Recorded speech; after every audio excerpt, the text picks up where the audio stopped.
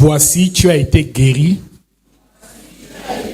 Ne pêche plus, de peur qu'il ne t'arrive quelque chose de pire. Bien-aimés dans le Seigneur, Jean chapitre 5 au verset 1 nous parle de la piscine de Bethesda. Il y avait donc une piscine à Bethesda qui avait 5 portiques.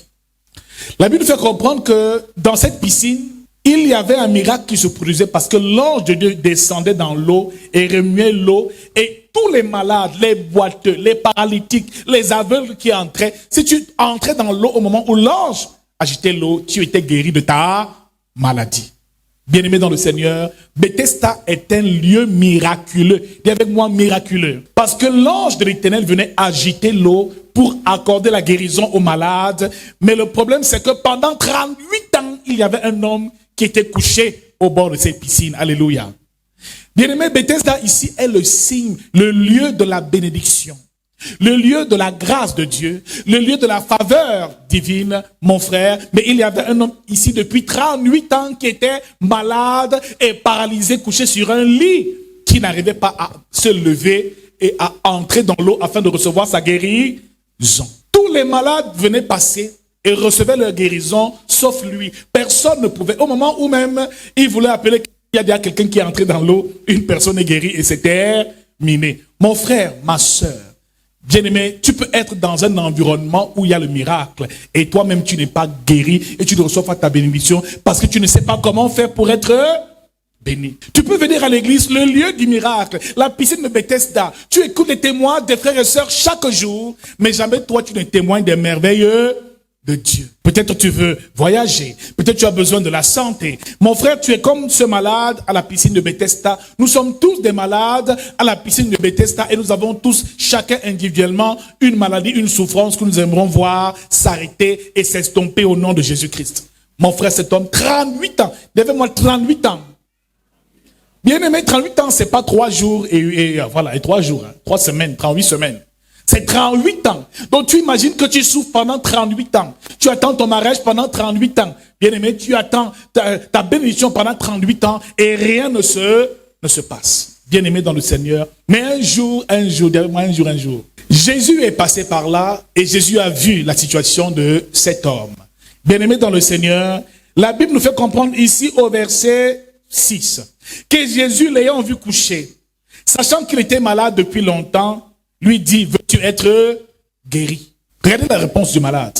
Le malade lui répondit, Seigneur, je n'ai personne pour me jeter dans la piscine quand l'eau est agitée, et pendant que j'y vais, un autre descend avant moi. Jésus lui dit, lève-toi et prends ton lit et marche. Alléluia.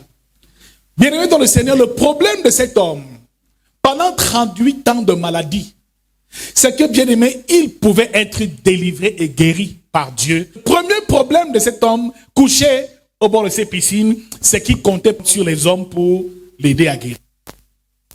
Et depuis 38 ans, bien-aimé dans le Seigneur, il attend sa délivrance. Il veut qu'un homme vienne le porter. Bien-aimé, ici, il y a un premier problème, c'est que cet homme n'a pas bien répondu à Jésus. Jésus lui pose la première question et lui dit, veux-tu être guéri? Pose la question à quelqu'un, veux-tu être guéri? Pose la question à quelqu'un, veux-tu avoir la santé? Dis, veux-tu voyager? Tu rencontres Jésus, il te demande ce que tu veux, et toi, tu ne peux pas répondre. Regardez comment il répond. Il dit, moi là, il ne répond pas. Il dit seulement que mais moi, à chaque fois que je veux partir, je compte sur les gens, ils veulent me porter pour m'amener, mais malheureusement, personne ne vient me... Il n'a pas... Tu veux dire oui ou... Ah, mon frère, sois quand même un peu précis dans ta vie. Parfois, nous avons des problèmes, c'est que nous ne savons pas nous adresser à Dieu. Et souvent, nous demandons à Dieu et nous parlons à Dieu de nos problèmes. Parfois, il est important de dire à Dieu précisément ce que tu veux. Beaucoup de chrétiens ont ce problème. Tu as besoin d'avoir une maison, de construire une maison et vivre. Mais quand tu pries à Dieu, tu dis, Seigneur, donne-moi le travail. Seigneur, donne-moi l'argent. L'argent, c'est pourquoi faire. Si tu veux une maison, dis, Seigneur, donne-moi une maison. Si tu veux deux maisons, dis, Seigneur, donne-moi 2 maisons. Et tu dis les raisons pour lesquelles tu le veux. Si tu veux un véhicule, dis, Seigneur, donne-moi une voiture. Mon frère, beaucoup demandent à Dieu de l'argent, mais l'argent, c'est pourquoi en faire. Seigneur, donne-moi de l'argent. L'argent, c'est pourquoi en faire. Parfois, nos prières ne sont pas précises Et c'est cela était l'un des problèmes de cet homme, c'est qu'il n'a pas pu dire à Jésus précisément ce qu'il voulait. On te demande, est-ce que tu veux être guéri? Et tu commences à me parler de tes problèmes. Parler de tes problèmes à Dieu ne veut pas dire dire clairement à Dieu ce que tu veux et ce que tu désires. Mais il avait aussi un autre problème, c'est qu'il comptait sur les hommes. Il avait, moi, ne compte pas trop sur les hommes. Ah, mon frère, il a passé 38 ans parce qu'il avait les regards tournés vers les hommes. Bien-aimé dans le Seigneur, le problème de cet homme, c'est que ses yeux étaient tournés vers les hommes. Jérémie chapitre 17 au verset 5 nous dit, « Maudit l'homme qui met sa confiance en l'homme et qui prend la chair pour son appui. » Quand tu viens à l'église, pour que tu reçoives tes bénédictions, il faut d'abord compter sur Jésus. Il faut regarder à Jésus. Il faut compter sur Dieu. Ne compte pas sur le pasteur. Parce que le pasteur, lui aussi, n'est qu'un instrument par lequel Jésus passe pour accorder la guérison. Beaucoup de chrétiens ne savent pas regarder à Dieu, demander à Dieu. Lorsqu'il y a une situation qui te dérange, c'est vers Dieu qu'il faut regarder. Ne regarde pas à l'homme et ne cherche pas une solution humaine. Pose d'abord ton problème à Dieu, à Jésus. Il utilisera qui il voudra pour que ta guérison, ta bénédiction s'accomplisse au nom de Jésus-Christ. Cet homme regardait beaucoup trop aux hommes. Tu veux voyager, tu penses à tes oncles, qui peut m'aider? Tu ne demandes pas à Dieu, mais tu regardes tout le monde. Mon frère, parfois nos regards sont tellement tournés vers les hommes et sachez que l'homme nous décevra toujours. Si tu mets ton espoir en une personne, même en ton propre mari, ta femme, tes enfants et tout ça, ils finiront un jour par te décevoir parce que la chair est faible. Alors il faut prendre conscience du chose, c'est que lorsque tu viens à l'église, si tu veux être béni, prie Dieu et attache-toi à Jésus-Christ. Maintenant, c'est lui qui touchera le pasteur. Il priera pour toi et la bénédiction va te localiser au nom de Jésus. Le pasteur n'est pas Dieu. Alléluia. C'est Jésus-Christ qui accorde la délivrance, la guérison. Donc tous ces miracles qui ont été témoignés ce matin, c'est la gloire de Jésus. Mon frère, regarde à Jésus. Pour tes enfants, regarde à Jésus. Parfois, on veut trop punir les enfants. Tu commences à le taper. Tu es trop têtu. Tu es trop turbulent. Je vais te priver de sortir. Tu te comportes mal, parent.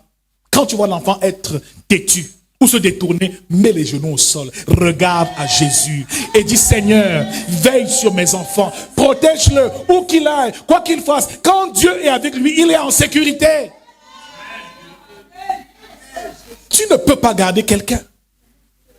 Toujours en train de te plaindre. Oh, mon mari, il est infidèle, il me trompe. Non, mon frère. Ma sécurité, c'est Dieu. Il sort qu'il aille où il veut. Mais mon Dieu veillera sur lui. Mon Dieu veillera sur mes enfants. Mon Dieu veillera sur mon travail. Mon Dieu veillera sur tout ce que j'ai et ce que je possède. Parce que je sais vers qui me tourner quand ça ne va pas. Il est important de garder les yeux fixés vers Dieu. En toutes circonstances. Parce que l'homme peut faiblir. Même ton pasteur peut ne pas être disponible. Un jour, tu veux qu'il prie pour toi. Il a des problèmes. Lui, si ses enfants sont en difficulté, il court, il dit, maman, je n'ai pas trop de temps. Je suis occupé. Mais quand c'est comme ça, tu mets les genoux au sol, tu dis, Seigneur Jésus, c'est vers toi que je viens. Donc, chaque dimanche, c'est un rendez-vous avec Jésus que tu viens prendre. Tu es dans la présence de Dieu. Et le seul moyen pour être béni dans cette piscine de Bethesda où nous nous trouvons, représentés ici par l'église, c'est que tu aies le regard sur Jésus et non sur les hommes. Aucun homme ne peut réellement t'aider. Aucun homme ne peut régler tous les problèmes que tu as. Mon frère, l'homme sera toujours limité. Même si lui, chaque mois, il te paye le loyer, un jour, il va se fatiguer. Même si un jour, c'est elle qui te donne à manger, chaque mois, elle te donne à manger, un jour, elle va s'épuiser. Mais mon frère, quand ça ne va pas, regarde à Jésus. Maintenant, Jésus touchera le cœur de qui il veut pour ta bénédiction. Pendant 38 ans, le problème de cet homme, c'est que ses yeux et son regard étaient fixés sur les hommes. Il espérait qu'un homme le porte et l'emmène. Pourtant, il était au temple. Dieu est là. Il n'a pas dit, mon Seigneur, aide-moi, oh Dieu, aide-moi. Son espoir, c'était que les hommes me bénissent. Elle va m'aider à travailler. Elle va me trouver du travail. Elle va m'aider à trouver de l'argent pour mon commerce. Il va m'aider. Mon frère, quand tu regardes à Dieu et que tu laisses Dieu prendre le contrôle des choses, laisse-moi te dire qu'il dispose toutes choses en ta faveur. Et Jésus est venu poser la question à cet homme, veux-tu être guéri? Il ne dit pas oui. Il ne dit pas oui. Il dit simplement, depuis là, j'attends que quelqu'un me porte pour me jeter dans l'eau. Mais malheureusement, personne ne veut. Au moment où je veux même venir, quelqu'un d'autre entre. Ouais, je compte trop sur les hommes.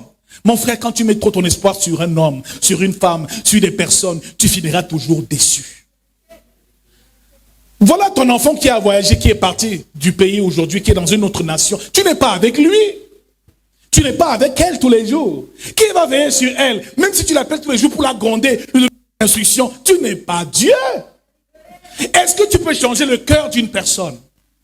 Ta femme se comporte mal, elle a de mauvaises compagnies, tous les jours tu gueules, les problèmes. Mais il y a des dimensions où ça ne vaut pas la peine de parler. Plie tes genoux au sol et regarde à Dieu. Dis ce matin, je regarde à Dieu. Dans mes problèmes, je regarde à Dieu. Dans ma situation, je regarde à Jésus. Et il ne me décevra jamais.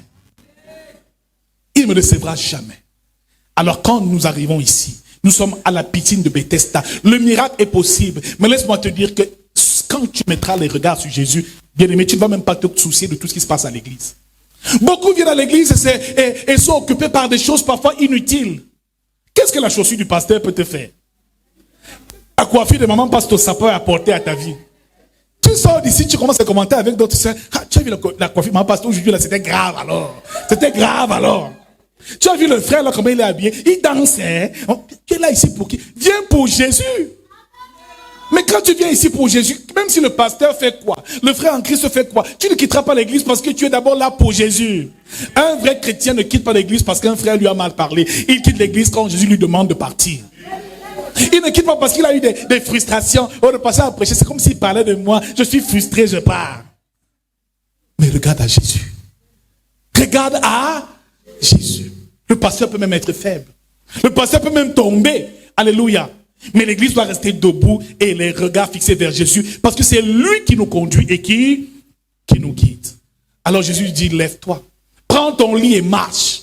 Quand on a Jésus, seulement Jésus, les regards fixés sur Jésus, mon frère, la vie devient plus facile et le miracle devient plus facile.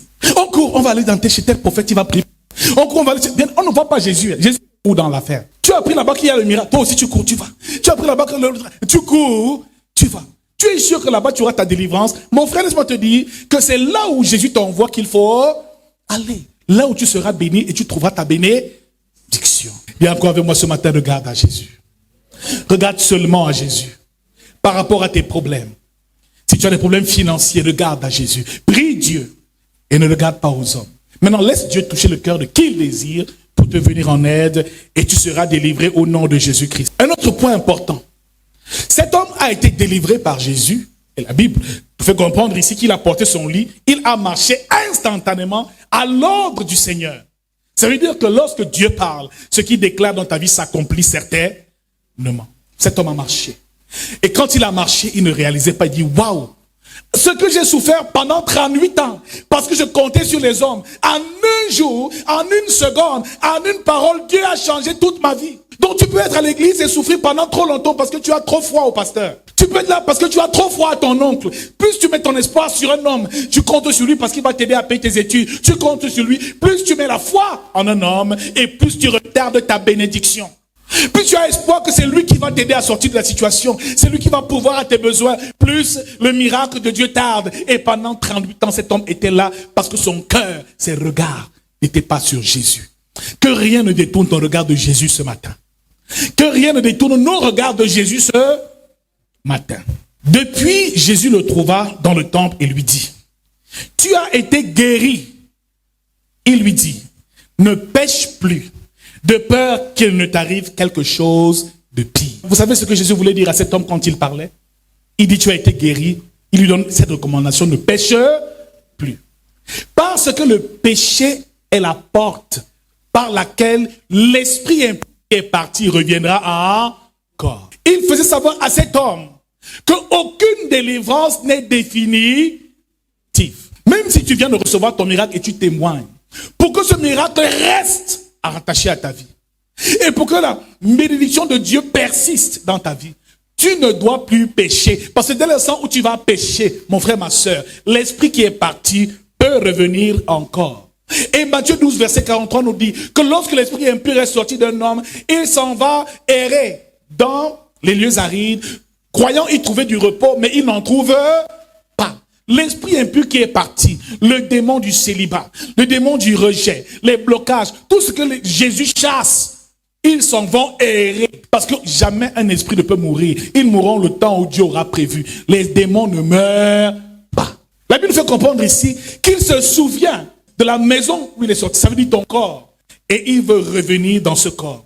Quand il revient, donc il trouve le corps lavé, la maison balayée et rangée. Il retourne chercher cet esprit plus méchant que lui et revient habiter dans la demeure. C'est ce que la Bible nous dit dans Matthieu chapitre 12.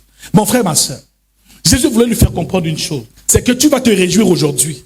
Mais si tu t'amuses et que tu ne vis pas une vie qui honore Dieu, pardon, les sorciers là, les démons là vont encore venir. Et on accuse les pasteurs. Oh Seigneur, tu m'as délivré. Aujourd'hui, maintenant encore, la maladie est revenue. Oh Seigneur, j'avais eu du travail. J'ai commencé à évoluer. Et après encore, je suis rentré au chômage. Mon frère, la seule chose qui peut sécuriser ton miracle, c'est il dit ne pêche plus. Ne pêche plus. Veille sur ta bénédiction. Veille sur ton âme. Veille sur ton corps. Et laisse-moi te dire une chose. Et quand l'esprit impur revient, il trouve la maison vide. Ça veut dire que la maison doit être habitée par quoi? La parole de Dieu. Ce qui veut dire que lorsque tu reçois la délivrance et que tu ne reçois pas l'enseignement qui est ici la parole de Dieu, l'esprit impur peut revenir parce qu'il trouve que ton corps n'est pas rempli de la parole de Dieu. C'est pour ça que quand tu viens à la délivrance vendredi, tu es délivré. Viens dimanche, nourris ton esprit de la parole de Dieu. Comme tu écoutes là, c'est une nourriture spirituelle que tu prends. Quand l'ennemi viendra, il trouvera que ta maison est habitée par quoi? Par la parole de Dieu. Parce qu'en toi, il y a la vie de Dieu. Si on te délivre et tu pars comme ça, et tu ne viens pas écouter la parole, tu ne reçois pas l'enseignement de Dieu, mon frère, ça veut dire qu'on t'a guéri à moitié. Tu reviendras parce qu'il viendra avec 7 démons plus graves, plus dangereux. Donc dis à quelqu'un, viens à l'église écouter la parole. Donc la délivrance te permet d'expulser les esprits impurs. Mais maintenant l'enseignement te permet de maintenir cette délivrance et de la conserver. Donc mon frère, ma soeur, dis à quelqu'un, ne viens pas seulement à la délivrance. Viens aussi à l'enseignement de la parole de Dieu. Parce que lorsqu'il viendra, l'ennemi, l'esprit impur, après avoir erré et qu'il trouvera que la maison est habitée par Jésus, par Dieu, par la parole, ne pourra plus entrer. Alléluia. Donc Jésus dit ici clairement, va mais ne pêche plus. Dis à quelqu'un, va mais ne pêche plus. Dis à quelqu'un, va mais ne pêche plus. Alors, l'un des signes, ou le dernier signe, ou l'avant-dernier que nous verrons, sur la nouvelle naissance, c'est qu'une personne qui est née de nouveau, ou qui a reçu l'Esprit de Dieu, un enfant de Dieu, ne pratique plus le péché. La Bible nous fait comprendre dans 1 Jean chapitre 3, à partir du verset 9, quiconque est né de Dieu ne pratique pas le péché. Parce que la semence de Dieu demeure en lui. Dis alors quelqu'un ici, c'est donc facile de ne pas pécher. Bien aimé, l'homme n'est pécheur. Bien aimé dans le Seigneur, même un bébé de 2 ans commence à te mentir, à avoir les sales habitudes, à dire des mauvaises choses qui sortent de sa bouche. On n'apprend pas à quelqu'un à pécher. Le péché est une nature chez l'homme. Moi, ici, c'est facile alors de vivre sans péché. Mais laissez-moi vous dire une chose, c'est que la réussite du ministère de Jésus, Jésus pouvait chasser les démons, pouvait accomplir tous ces miracles parce qu'il n'a jamais péché. Le secret pour que tout ce que tu veux recevoir de Dieu s'accomplisse. Le secret pour que la délivrance soit stable dans ta vie. Pour que tu ailles de gloire en gloire avec Dieu, c'est que tu te sanctifies. Cela veut dire que tu renonces au péché. Mon frère, ma soeur, c'est la grâce de Dieu dont nous avons besoin. Alléluia. Parce que par toi-même, ce n'est pas possible. Il faut que Dieu t'aide. Il faut que le Seigneur m'aide. Que le Saint-Esprit nous aide à nous séparer du péché et à vivre une vie qui honore Dieu. Ainsi, chacune des paroles de l'évangile vont s'accomplir. Naître de nouveau, nous l'avons dit ici, c'est changer de nature. C'est se revêtir d'une nouvelle nature. Et 2 Corinthiens 5 au verset 17 nous dit, voici les choses anciennes sont passées et toute chose devient nouvelle. Naître de nouveau, c'est aussi marcher en nouveauté de vie. C'est tuer le vieil homme, l'ancienne nature, la nature du péché et revêtir la nature de la sainteté. Mon frère, celui qui naît de nouveau, qui devient enfant de Dieu, frère, est caractérisé par une chose, la haine du péché. La haine du péché est un sentiment que tout enfant de Dieu doit avoir dans son cœur. Quand on dit ici que celui ou quiconque est né de Dieu ne pratique pas le péché, Bien-aimé, dans le terme pratiquer, pratiquer veut dire avoir l'habitude. Pratiquer veut dire exercer. Donc un enfant de Dieu ne persévère pas, ne pratique pas, n'exerce pas le péché. Cela veut dire que le péché n'est pas une nature pour lui. Le péché ne doit pas être une habitude. Le péché ne doit pas être un état dans lequel il se trouve volontairement. Bien aimé, il peut peut-être pécher par accident, mais il ne péchera jamais volontairement. Toute personne qui a reçu la nouvelle naissance et qui a accepté Jésus-Christ comme son Seigneur et Sauveur, qui devient enfant de Dieu, commence à haïr le péché. Réalise que le péché est une mauvaise chose, parce que c'est à cause du péché que le monde est tombé dans les ténèbres. Parce que Adam et Ève un jour ont désobéi à Dieu. Le péché a détruit l'humanité. La Bible déclare dans Romains, chapitre 6, au verset 23, que le salaire du péché, c'est la mort. C'est parce qu'Adam et Ève ont péché que la mort est arrivée. L'homme n'était pas prévu pour mourir. C'est à cause du péché qu'il y a les maladies, qu'il y a les accidents, qu'il y a des guerres, qu'il y a toute forme de souffrance sur terre, parce que l'homme a péché. Bien-aimé dans le Seigneur, Jésus est venu nous laver du péché. Son sang a lavé le péché qui était sur nous et a ôté la condamnation que nous avions en Jésus-Christ. Nous avons tous été justifiés, nous qui étions condamnés. Frère, ma soeur, la seule chose qu'il faut faire, lorsque tu reçois ton miracle, c'est sépare-toi du péché. Bien-aimé, il y a plusieurs types de péchés. Il y a le péché volontaire, celui qu'on pratique volontairement. Tu vas sortir avec le mari d'une autre personne et tu le fais, tu le convoites, tu commences à le convoiter et tu finis par sortir avec lui. Bien-aimé dans le Seigneur, cette convoitise enfantera le péché. Tu fais une affaire avec une personne, il te remet de l'argent, tu estorques et tu escroques volontairement son argent. Bien-aimé, ça c'est le péché volontaire. Bien-aimé, il y en a qui pêchent volontairement. Leur nature, c'est le péché. Mais un enfant de Dieu, sa nature, ce n'est pas le péché, c'est la sainteté. Il y a le péché involontaire aussi. Le péché qu'on ne pratique pas, ce qu'on appelle ici le péché accidentel. Tu pêches accidentellement. Cela veut dire que cela n'est pas une nature, mais ce n'est pas volontaire. C'est involontairement que tu as péché. Il y a aussi un péché qui est extérieur au corps et un péché qui est intérieur au corps.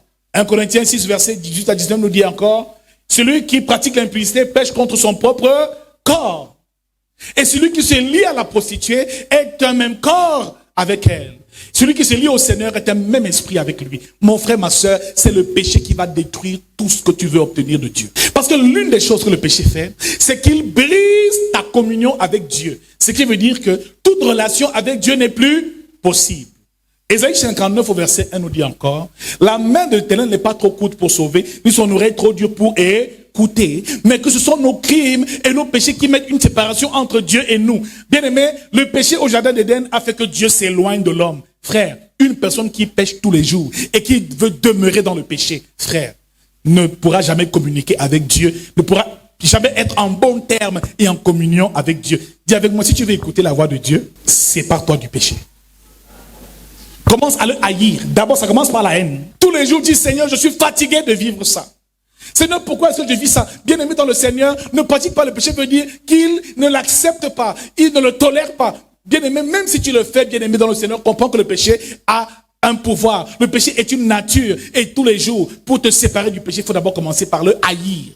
Dis avec moi, ne caresse plus jamais le péché. Le mensonge, les vols, les adultères, les mauvaises pratiques, ces choses-là nous empêchent d'être en bon terme avec Dieu. Cet homme a été délivré. Mais quand Jésus lui dit, va, mais ne pêche plus, c'est parce qu'il savait que pour que sa prière soit écoutée par Dieu, il devait être sanctifié et devait se séparer du péché. Ma sœur, beaucoup sont à l'église, mais n'arrivent pas à se marier parce qu'elles sont encore avec le mari des autres. Beaucoup n'arrivent pas à trouver un travail parce qu'ils sont encore malhonnêtes. Chaque fois qu'ils ont une opportunité, leur travail c'est de frapper les autres, de frapper les gens dans les affaires. Bien aimé, là où ils peuvent escroquer, ils volent, ils estorquent, ils s'en foutent. Aussi longtemps que tu vivras ainsi, mon frère, tu ne trouveras jamais un bon travail. Donc ma sœur, si tu veux te marier, c'est pas d'abord du mari d'autrui. Si tu veux te marier, ne collectionne pas les gars. Amen. Ah, les sœurs sont championnes. J'ai vu une fois une émission, il y avait une fille qui disait qu'elle avait 5 mougous dans le téléphone. Mougou 1, Mougou 2, Mougou 3, Mougou 4. Et c'est comme ça. Mais voilà, même c'est tous les jours. Hé, papa, pipe, moi je veux me marier. Tu collectionnes. Alléluia. Donc, Dieu, tant que tu viens ici, il te laisse gérer ta vie comme tu l'as. Adam et Ève ne sont pas morts physiquement, mais ils sont morts spirituellement. Donc, toute communion avec Dieu n'est plus possible. On a beau prier, prends les jeunes pour toi. Ton seul problème, c'est laisse un peu Gérard, laisse un peu Gaspard, laisse un peu tranquille. Dis Seigneur, je suis fatigué de vivre ça. Maintenant, donne-moi mon mari. Ah, tu ne comprends pas ce que nous disons ce matin. Arrête le désordre et Dieu te donnera un mari. Arrête le vol, l'escroquerie, Dieu te donnera un travail. Parce que tout ce que tu perds et tout ce à quoi tu renonces dans le monde, Dieu te récompense parallèlement. Avec Dieu, on ne perd jamais. J'ai fait le témoignage ici plusieurs fois d'une sœur dans une assemblée où j'ai été à l'époque, qui avait perdu son mari pendant 7 ans, elle est restée sans homme. Elle a dit, Seigneur, je ne veux pas toucher un homme pendant 7 ans. Je ne veux même pas jusqu'à ce que tu me trouves un autre mari. J'ai perdu mon mari, j'ai 33 ans. Seigneur, fais quelque...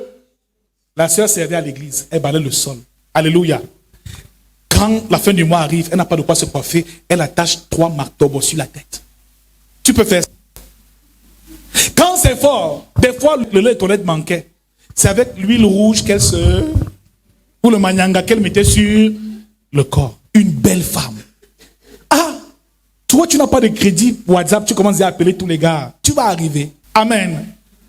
Toi tu n'as pas de quoi faire la coiffure le week-end, tu commences à t'inquiéter, à stresser partout, à appeler Gaspard, Gérard, tu vas t'en sortir.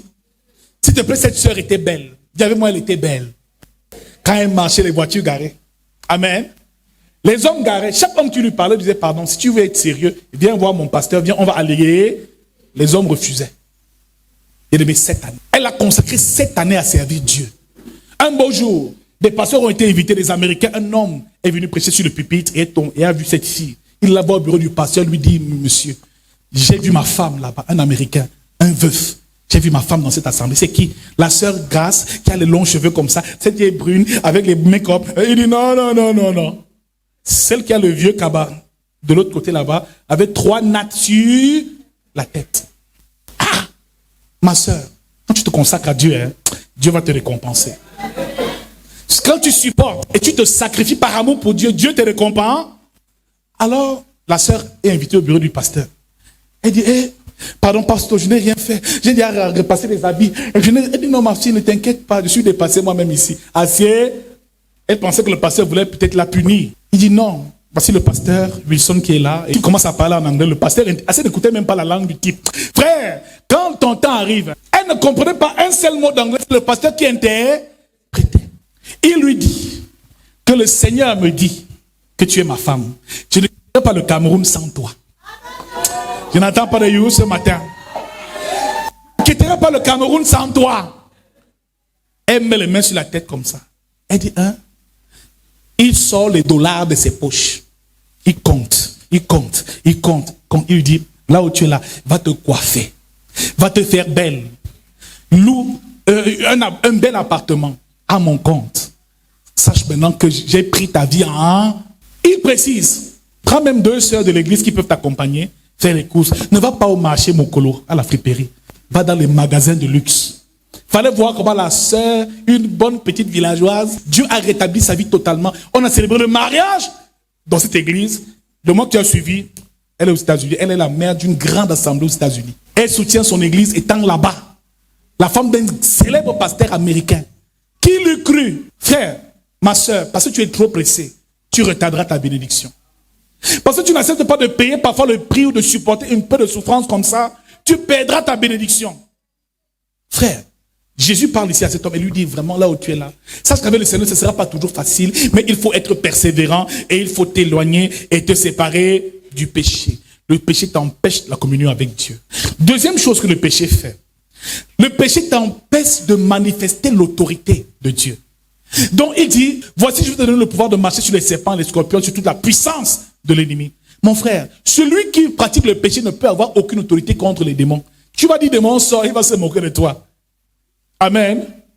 J'ai vu un pasteur un jour, il voulait prier pour quelqu'un, et il prie pour la sœur comme ça, il dit démon sort, out. L'esprit commence à parler. Donc toi aussi tu veux me chasser.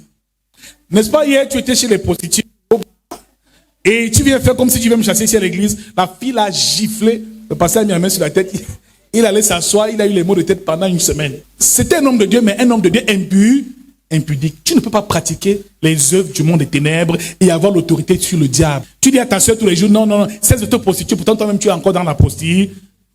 Ma soeur, si tu veux exercer l'autorité de Dieu, marche dans la sainteté et sépare-toi du péché. Le péché aussi te ferme le ciel. Ça empêche à Dieu de te bénir. Plus tu vas rester dans le péché, et moins le ciel parlera en ta faveur. Donc si tu aspires à ce que le Seigneur se révèle à toi et t'accorde ta bénédiction, commence chaque jour à haïr le péché. D'ailleurs, moi, ce ne sera pas facile les premiers jours, amen. Parce que le péché devient une nature. Mais quand tu donnes ta vie à Christ, tu deviens enfant de Dieu, tu te sépares du péché. Et pour te séparer, commence à le haïr. Dis avec moi, je maudis le péché dans ma vie. Je maudis le péché dans ma vie. Je maudis le mensonge. Je maudis les adultères. Je maudis la fornication. Je commence à haïr ton péché, ma soeur. Mon frère commence à haïr. Tant que tu ne commences pas à haïr, tu ne pourras jamais être délivré. Dieu ne pourra jamais t'aider. Alléluia. Alors qui ce matin prend la résolution de haïr, vraiment, haïr le péché vraiment? Qui est prêt à le faire ce matin? Il y en a qui préfèrent le caresser. Alléluia. On l'appelle mon péché mignon. Ah, papa, vraiment, je peux tout faire. Mais j'aime trop les hommes, je ne sais pas comment faire sans les hommes. Sans l'homme, tu ne sais pas comment faire, ma soeur. Elle dit, je n'arrive pas à passer une semaine sans qu'un homme ne me touche. Hey, tu sais que ton problème est très... Dis que ma soeur, il faut haïr le péché. Le péché, c'est la désobéissance à la loi.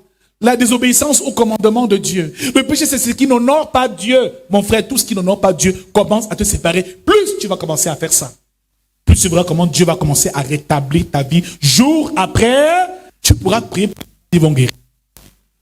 Chaque fois que tu vas élever la voix pour une situation, Dieu va exaucer. Mais il sait, le diable sait très bien ce qu'il fait. Il sait que tu viendras aux délivrances recevoir ton miracle et que dimanche, tu ne viendras pas. Parce que quand tu n'as pas la parole de Dieu en toi, il va te mettre à terre encore. Il sait ce qu'il fait. C'est que tu vois le dimanche, ton corps pèse pour venir écouter la parole. Tu dis, hey, Seigneur, pardon, j'attends le vendredi, on va prier pour moi et puis je dors encore le dimanche. Ah!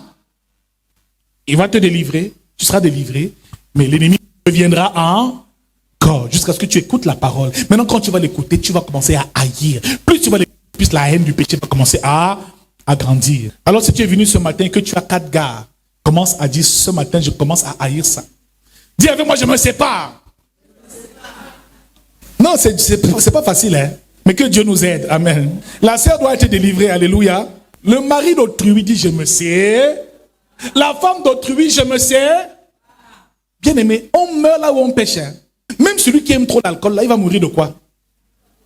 Cirrhose. Celui qui aime trop les relations sexuelles, là, il mourra de quoi? Donc, on dit la vérité, il mourra. Ah, continue. D'AVC pour les vieux. Tu es derrière vieux, tu cherches quoi derrière les petites filles? Tu veux couper ta dernière veine? Il y a un frère qui est venu se plaindre une fois. Il dit, homme de Dieu, vraiment, je ne sais pas comment faire. C'est comme si les femmes me fuient. Il dit, tu es marié? Il dit, non, papa, pas encore. Mais les femmes te fuient comment? Tu veux te marier? Il dit, non, vraiment. Mais laisse-moi, papa, homme de Dieu, vraiment, c'est fort. J'ai voulu même aller me laver au village. J'ai dit, qu'est-ce qu'il ne va pas? Il dit, Awa m'a refusé. Awa t'a refusé comment? Oui, papa, Awa, c'est une fille du quartier, elle m'a refusé. Elle a donné à tous les gars du quartier, sauf à moi. Je ne sais pas ce que j'ai au corps. Elle l'a refusé, elle l'a donné à tout le monde. Ce jour-là, je me suis préparé. Je suis allé chercher Awa, on allait manger, on a bu. Je l'ai amené à l'auberge, on est. Allez, papa, sur le lit, elle me dit qu'elle ne veut. Je me suis demandé qu'est-ce que j'ai pu faire au bon Dieu. J'ai gardé le frère là comme ça, j'ai dit le type si, ou tu es sorcier, ou on t'a envoyé me tenter. Ah! Toi, à ma place, tu fais comment d'un tel témoin, d'un frère, tu l'aides comment? Ah? Je laisse partir avec sa malchance. Le frère était dépassé, il voulait couler même les larmes. Que papa, la fille là, elle a donné à Gérard, elle a donné à Antoine, elle a donné même au boutiquier. Au boutiquier. Moi, elle me refuse. Papa, je suis maudit. Prie pour moi. J'ai dit que mon fils, vraiment, ton cas est compliqué. Tu dois être habité par une légion de démons qui te dérangent. On va prier pour toi. J'ai prié pour lui et je lui ai dit, après cette prière, s'il revient me voir. Quelques mois plus tard, il vient me voir, il me dit qu'Awa est morte. J'ai dit, comment ça? Mais papa, moi-même, je me suis rendu compte que j'étais dans la folie. Awa était atteinte du VIH-Sida et des maladies sexuellement transmissibles à un niveau terrible. Donc, apparemment, tous les gars du quartier sont dans la douleur. Parce que personne ne connaît son sort. Donc, le jour-là, Dieu m'a épargné. Je viens rendre grâce à Dieu, il a donné sa vie à Jésus. Dis vraiment, le péché tue. Continue à t'amuser avec le péché. Continue, sois avec les gars en désordre. Continue. Amen. Donc, ses plaintes, c'est que la fille l'a barré. Pourtant, Dieu était en train de il avait tout fait. Il dit qu'il avait tout préparé. La chambre était parfumée. Tout était clair. La fille a dit non, avec toi là, je peux accepter tout le monde. Mais pas toi. Il dit que même Awa m'a refusé les choses. Je suis foutu. Pardon, il faut qu'on me lave au village. Mais frère, c'est le péché. Alors le péché, il faut t'en séparer et il faut le haïr. Amen. Tout né de nouveau, tout enfant de Dieu développe un sentiment, la haine du péché. Par toi-même, ce n'est pas possible. C'est par la grâce que nous sommes sauvés. C'est Jésus qui nous donne la force de résister à toutes ces choses. Amen. Par toi-même, ce n'est pas possible. Même si tu te forces, non, je ne vais plus regarder les femmes. Ça ne vais plus regarder les femmes. Une fille passe, tu sors les yeux comme ça. Tu dis, qu'est-ce qui s'est passé? Parce que la chair est faible. Mais l'esprit est bien disposé. Il faut demander au Seigneur la capacité de te séparer du péché pour entrer dans ton héritage. D'écouter la parole, d'être nourri de cette parole et de te séparer du péché. C'est le message que le Seigneur nous a passé ce matin.